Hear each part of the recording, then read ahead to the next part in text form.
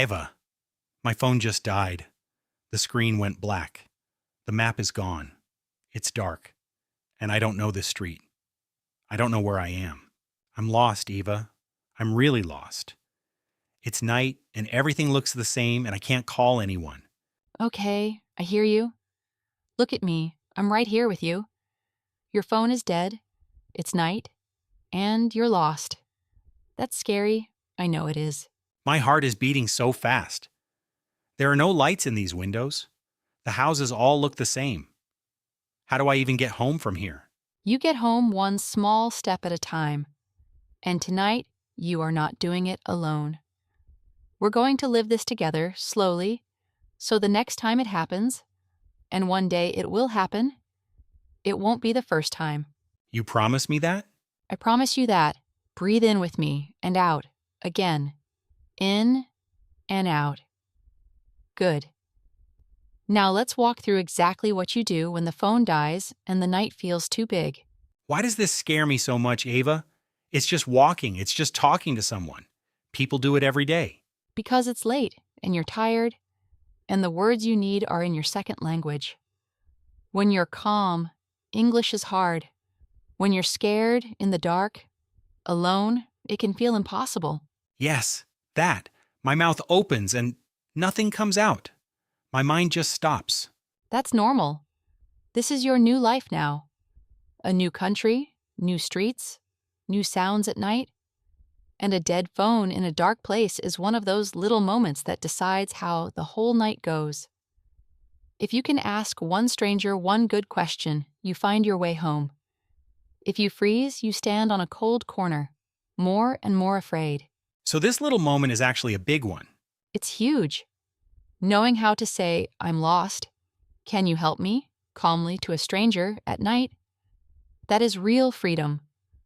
That is the difference between a scary night and just a long, quiet walk. Tonight we build exactly that together. And by the end, you'll have it forever. Okay, forever. I like that. So here's our plan, nice and simple. First, we make you safe and calm. Then we find a person to ask. Then we ask in clear, easy words. Then we get you moving toward home. 4 steps. Can you remember 4? Safe person, ask, move, I think I can. Perfect. Now step 1. Where do you even start? Don't look at the whole dark city. That's too much. Look for one thing, light. A dead phone is not the end of the world. Look around. Is there a shop with the lights on? A gas station? A bus stop with a sign? A cafe? Light means people, and people mean help. There's a little shop on the corner. The window is bright, and a person walking a dog near it. Perfect. That's your light. That's your start. Now, before you talk to anyone, I'm going to put 3 little words in your pocket. 3 phrases you can pull out tonight, anytime. The first one opens every door. Excuse me? You say it to get a stranger's attention, kindly. Excuse me means, I'm sorry to bother you, but say it for me. Excuse me. Good. The second phrase is the truth, and it's okay to say it. I think I'm lost. Notice, I think. Soft and polite. People help you when you're honest. Say it. I think I'm lost. The third is the ask. Can you help me? Or even softer, could you help me?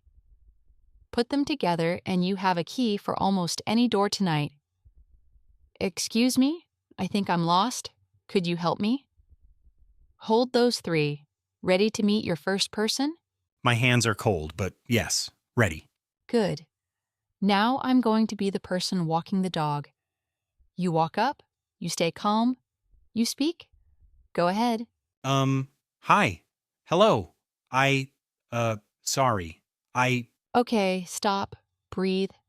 That's the freeze. I felt it too. Don't start with Start with the door word.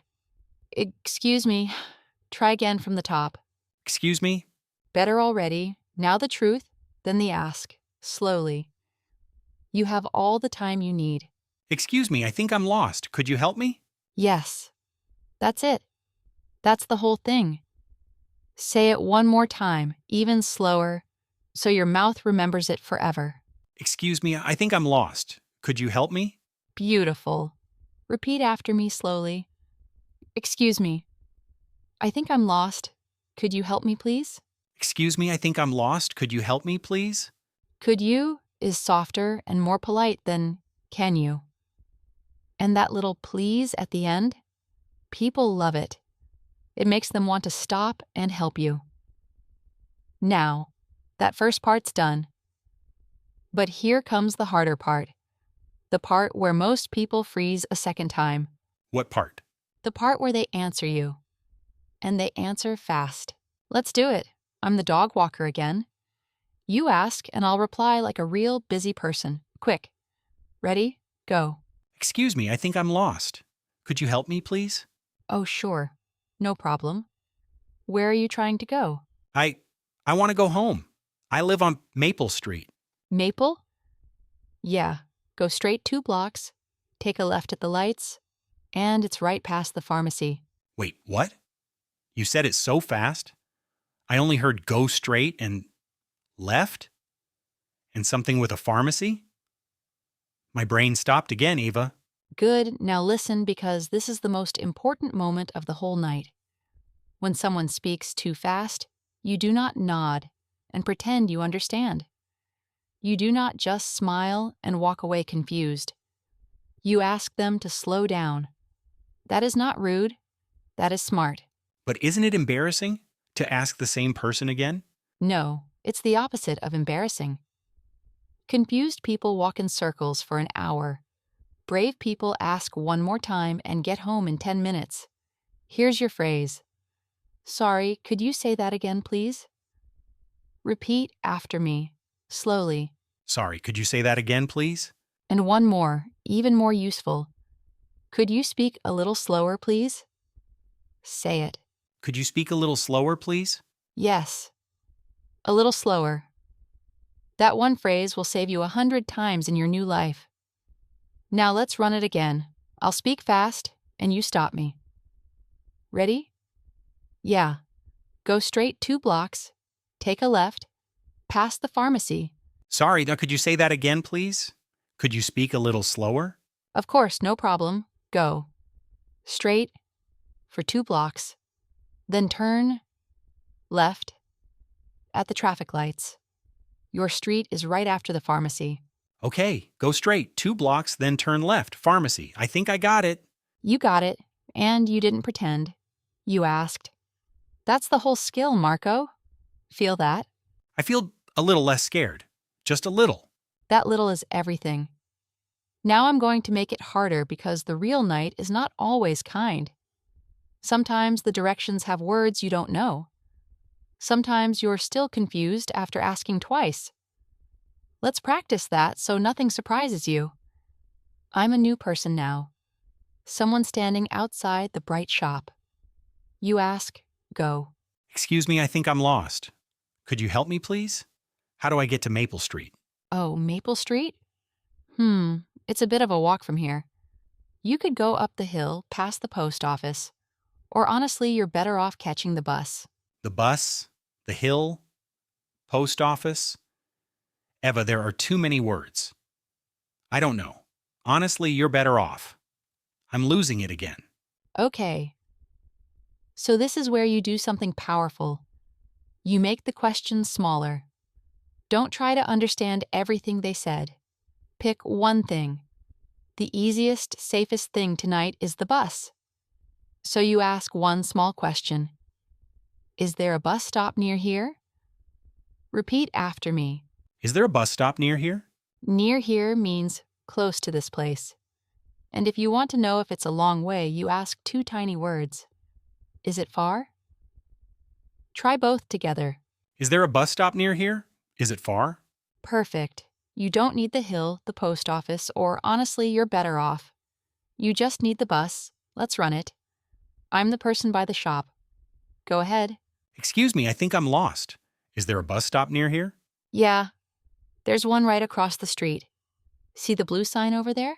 Across the street, the blue sign, and is it far? No, it's right there. 1 minute, easy. Oh, thank you. Thank you so much. And look what you just did. You did not understand every word. You picked one simple question, and you got one clear answer. You don't need the whole map, Marco. You need the next step. The next step. Not the whole map, just the next step. I can hold one step. Exactly. Now you're walking to the bus stop. But there's a new problem waiting, and this one freezes a lot of people. There are many buses, they have numbers and names, and the bus comes fast, and the doors open, and you have to be quick. So let's get you a phrase before you stand there. When a bus pulls up, you look at the driver and you ask, "Does this bus go to Maple Street?" Repeat after me, slowly. Does this bus go to Maple Street? Good. You can change the street to wherever you live. Does this bus go to my street? And if you're not sure where to get off, you say something the drivers hear all the time. Could you tell me when we get there? Say that one. Could you tell me when we get there? Yes. And one more. Because tonight, you're new and that's okay to say, "I'm not from here." It tells people, "Please be patient with me." Say it. I'm not from here. Beautiful. Now I'm the bus driver. The doors open. People are waiting behind you. It's a little stressful. The engine is loud. Go. Hi, does this bus go to Maple Street? Maple? No, this one goes the other way. You want the number 9 across the street. Oh no. The other way? But the person by the shop said this side. Now I don't know who is right. And here's a real lesson for your new life. Sometimes people give you the wrong answer. Not to be mean, they just make mistakes, or they think you mean a different place. So you stay calm, you say thank you, and you check with the next person. You don't fall apart. The driver just helped you, even if the first person didn't. Number 9, across the street. What do you say to the driver? Thank you. Thank you for your help. Beautiful. Thank you for your help. People remember kindness even at night, even tired. Now, that part's done. But the bus you actually need is coming now, and your hands are shaking again, aren't they? They are. What if I say it wrong this time? What if he says no again, and there are no more buses? Marco, stop for just 1 second. I want to be honest with you, okay? You might say it wrong. He might answer too fast. You might even get on the wrong bus by mistake. All of that can happen tonight. That really does not make me feel better, Ava. Wait, let me finish. None of that is the end of the world. A wrong bus is just a turnaround and a "sorry, which way back?" A wrong word is just a "could you say that again, please?" You are not trying to be perfect tonight. You are just trying to get home. And tired, scared, in the dark. You have already asked 3 strangers good questions in your second language. Do you understand how brave that is? I don't feel brave. I feel small. I feel like everyone can see that I don't belong here.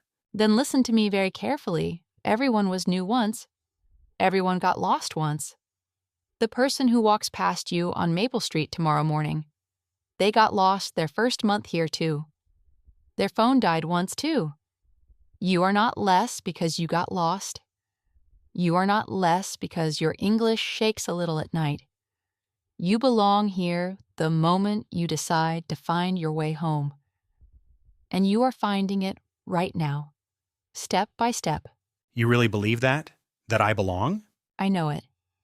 I was you a year ago, on a corner just like this one. And look at me now. I'm the one helping you. One day, that's you, helping someone else who's lost and scared. But first, one more bus. Can you do one more? Okay, I can do one more bus. You can do one more bus.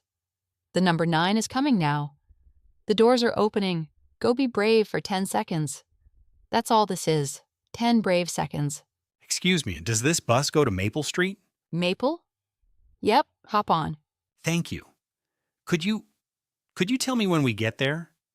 I'm not from here and it's my first time on this bus. Sure thing, no problem. It's about 6 stops. I'll let you know when we're close. Thank you so much. You really helped me. And he smiles because you were kind and clear. You find a seat. The bus is warm. The windows are dark. But you're moving now, Marco. You're moving toward home. I'm moving toward home, the shaking, it's slowing down. Watch the stops with me. 1, 2, 3, 4. The driver looks back at you and points. This is you, Maple Street. What do you say? This is me. Thank you so much. Have a good night. And you step off the bus into the cool night air, and there it is. Your street. The little shop you know.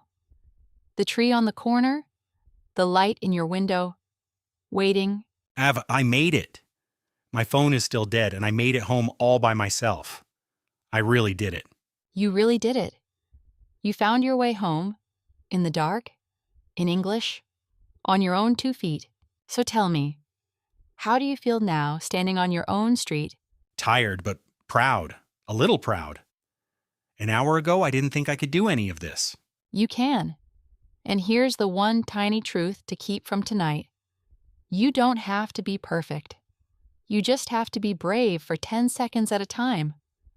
Ask one question, then the next one, then the next.